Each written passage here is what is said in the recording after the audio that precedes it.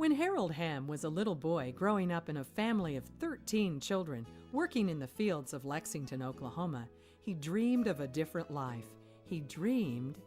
Gosh, I dreamed of everything when I was a young kid.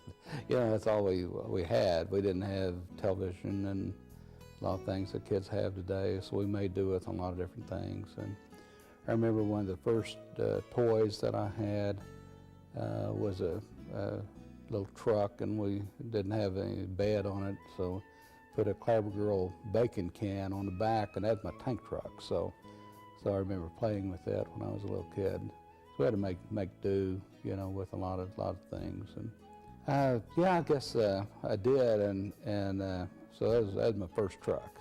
A move to Enid when Harold was 16 was the first step to his journey of success. And for the first time in his life, he was around oil and gas people. I noticed that these people were bigger than life, charismatic, generous, great people to be around. First time I'd been out on drilling rigs, home fuel and lube oils to them. And so it was an interesting time for me. And so I became enthralled with oil and gas business in high school. Wrote an oil and gas report in my DE class and did the research on it and really became impassioned, I guess, with oil and gas. Married and a father at a young age, Harold named Shelley Dean Oil Company after his first 2 children. Now, reflecting on the past 42 years, he attributes his success to the help from others. So I had a lot of mentors in the business. But I established those early on and started asking so many questions, it just probably drove them crazy. But I learned all I could, and in a couple of years we incorporated Shelley Dean Oil Company. And it wasn't very long after that we bought some leases and some producing properties and began an oil and gas company as well. So I had 2 companies, the service company and the production company. And we drilled our first well in 1971 on an idea that I had, and it worked out well. Came in very nice. And we drilled a series of wells in that same play, and it's called the Alene Oswego. And it actually was pretty shallow production, about 6,000 feet. But the wells came in very nice. Some of them would flow up to 100 barrels an hour and accumulate a lot of oil production through the years. So that's our first sizable play. And for a beginner, it sure meant a lot. We had early success, and that was real important to us. He eventually went to Phillips University to learn chemistry, earth science, and anything else related to his business. The school he so dearly loved would go through disappointing changes. But when Dr. Tom McDaniel took the helm as president of Northwestern, it became crucial that the colleges and Enid work together. Dr. McDaniel, he just set the whole tone for cooperation. And that cooperation exists today. He got it started and got it going, and it's never stopped. It's just fabulous. You can go out there and just go from one school, the other school advertises for the other one, and they work with students fabulously well. Harold received one of the first honorary master's degrees Northwestern had handed out in 100 years, and he also received a doctorate of humane letters from OU. His reaction?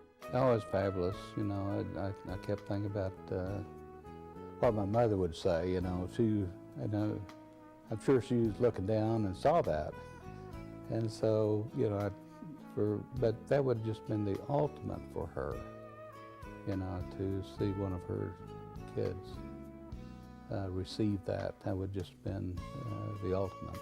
A diagnosis of type 2 diabetes sent Harold looking for treatment. There just wasn't any MD Anderson of diabetes that you could go to.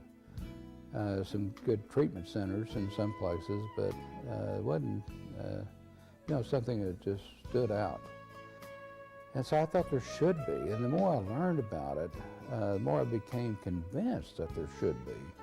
I felt like it was just an area that needed some of the best research and work done in of any, because it was such an unpopular disease. Nobody wanted much to do with it.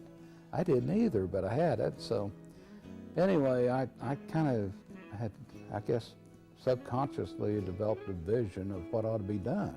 He met with Dr. Boren, who already had some steps in place, and the final result was the Harold Hamm Oklahoma Diabetes Center at OU. To be able to have so much to give was truly a blessing from above and originated from that first spark of intrigue. Back then, the idea of finding ancient wealth, and that's what turned me on so much as a young man.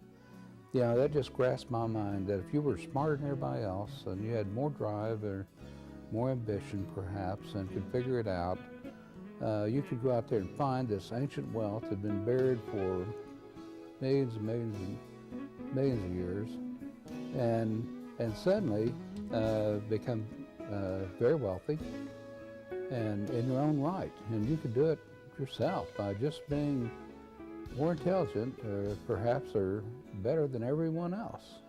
His awards are numerous, among them NSWA Hero of the Industry Award, Energy Advocate of the Year, and Ernst & Young Entrepreneur of the Year.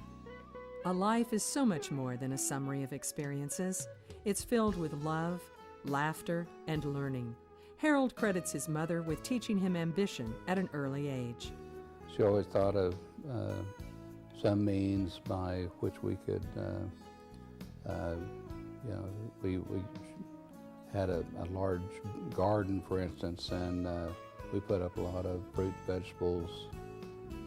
She did a lot of canning and things like that, made quilts and all these sorts of things, to make sure we got by. So she was very ambitious. I think that when I look back, I can contribute my ambition to her. And the principles of entrepreneurship, perhaps, it began right there, and with very simple beginnings. Simple beginnings. The sharecropper's son has done well. He's a kind and generous man with a loving wife, Sue Ann, and 5 beautiful children. His legacy will help cure the sick and suffering, provide education for those who could have been forgotten, and his discovery of ancient wealth beneath the soils of time will fuel the lives of millions. Congratulations to Harold Hamm, this year's Oklahoma City University's Meinders School of Business honoree for the Outstanding Achievement Award.